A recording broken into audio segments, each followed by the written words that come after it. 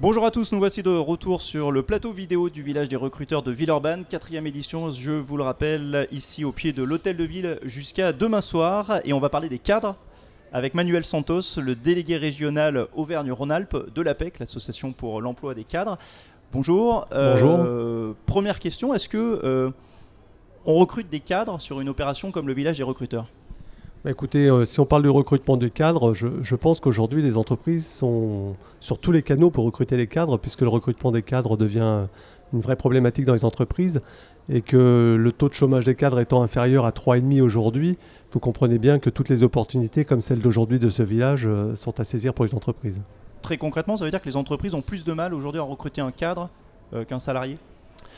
Écoutez, plus de mal à recruter un cadre qu'un employé ou qu'un agent de maîtrise, peut-être. Sur certains secteurs, c'est certain. Si vous prenez les secteurs de l'informatique, de la cybersécurité ou tout ce qui touche au domaine digital, et aujourd'hui, toutes les entreprises ont un plan digital dans les tuyaux, évidemment, il y a certaines denrées qui deviennent rares. Ça veut dire que ces entreprises, aujourd'hui, elles sont particulièrement ouvertes aux différents profils qu'on peut retrouver via des candidatures en ligne, mais aussi dans la rue, ici. Mais écoutez, sur le profil des entreprises, l'APEC les aide beaucoup, puisque nous, on apporte des services aux entreprises de sourcing, bien qu'on ne fasse pas de recrutement. Mais sur les profils, effectivement, les entreprises, certaines compétences, elles ne les trouvent plus. Donc aujourd'hui, on commence de plus en plus à parler de recrutement par aptitude, c'est-à-dire la capacité à acquérir une compétence, et l'entreprise se charge en direct ou en partenariat avec des pôles de formation de transmettre et de faire développer ces compétences chez les jeunes et les moins jeunes. Comment on arrive à la sonder en quelques minutes ici, cette capacité, cette aptitude à emmagasiner des compétences par la suite ? Écoutez, je pense que sur tous les stands qui sont sur ce village, vous avez des gens qui ont des compétences, eux, acquises de recruteurs et de ressources humaines. Et je dirais que c'est leur job et ils savent plutôt bien faire et détecter un potentiel. Ces personnes savent bien le faire. Est-ce que quand on est cadre, on sait forcément bien se vendre ? Pas toujours. D'ailleurs, nombre d'entre eux viennent chez nous faire des ateliers pour travailler ces techniques de recherche d'emploi, ce qu'on appelle les techniques de recherche d'emploi. Vous savez, on parle du cadre qui sait bien se vendre, mais aujourd'hui, l'entreprise doit bien se vendre aussi.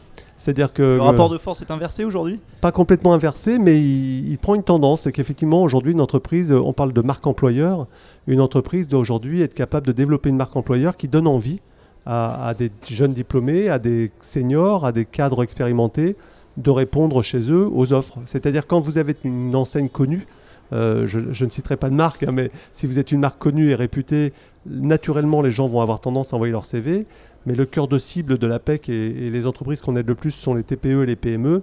Elles doivent être capables de convaincre et de donner envie aux personnes de venir les rejoindre pour leur montrer qu'il y a un vrai projet. Est-ce que ces entreprises, elles déroulent plus le tapis rouge aujourd'hui au cadre junior qu'au cadre senior qui arrive à la quarantaine, la petite cinquantaine ? C'est pas qu'elle déroule plus, c'est-à-dire que si vous prenez la dernière enquête du panel de l'APEC, plus de 50% des recrutements sont faits sur des personnes qui ont 1 à 10 ans d'expérience. Pourquoi ? Parce que les entreprises misent sur l'avenir, ça c'est une première vision. Et la deuxième, c'est aussi parce que quand on parle du monde informatique, des études, de la recherche et du développement, ces compétences aujourd'hui sont davantage détenues par ces profils juniors ou juniors plus, que par des seniors. Donc, par contre, si vous prenez les postes de direction ou de ressources humaines, de direction de ressources humaines, là, les profils seniors ou expérimentés sont très courtisés aussi, bien sûr. Est-ce que les cadres, pour conserver leur employabilité, sont obligés de se former peut-être plus que les employés ?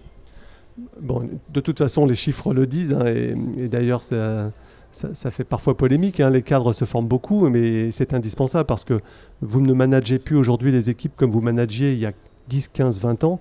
Aujourd'hui, on est sur du transversal, on n'échappe pas à tout ce qui est réseaux sociaux, on n'échappe pas à tout ce qui est informatique. Donc aujourd'hui, un cadre, c'est un facilitateur de travail et de développement personnel pour les employés et les agents de maîtrise, et plus uniquement quelqu'un qui dirige et qui encadre ou oriente sans prendre en compte les dimensions de chacun. Sachant qu'il y a aussi une dimension qui aujourd'hui n'est pas négligée par les cadres et indispensable, c'est la qualité de vie au travail, et un cadre doit aussi contribuer à la qualité de vie au travail de ses collaborateurs. Il y a beaucoup d'offres, vous disiez. Il y a aussi beaucoup de demandes parce qu'effectivement, il y a les cadres de la région, si on parle du territoire, mais il y a aussi la concurrence des cadres parisiens, voire des cadres étrangers. On a la chance ou la malchance peut-être pour certains d'être dans une région très attractive, donc il y a une concurrence aussi d'autres cadres qui sont prêts à faire des concessions?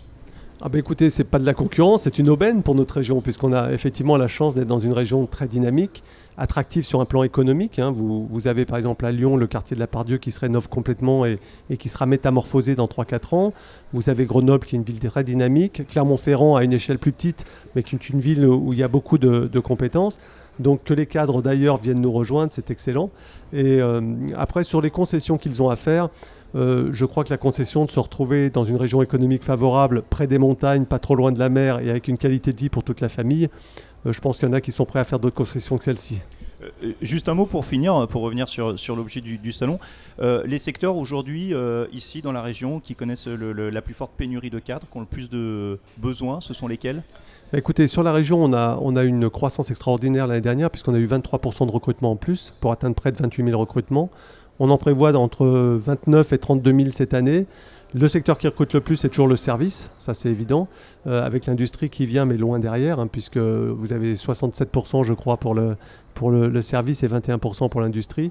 Après, ce sont les métiers et les secteurs qui sont intéressants. Vous avez donc l'informatique qui vient en première ligne, comme on l'évoquait tout à l'heure, et après tout ce qui est études, recherche et développement, pour la première fois devant le commercial, puisque historiquement, les métiers commerciaux étaient les plus courtisés. Et aujourd'hui, ça vient après l'informatique, l'étude et la recherche et développement, liés principalement aux fameux plans digitaux qu'on évoquait tout à l'heure. Merci beaucoup et belle journée sur le village des recruteurs de Villeurbanne. Merci.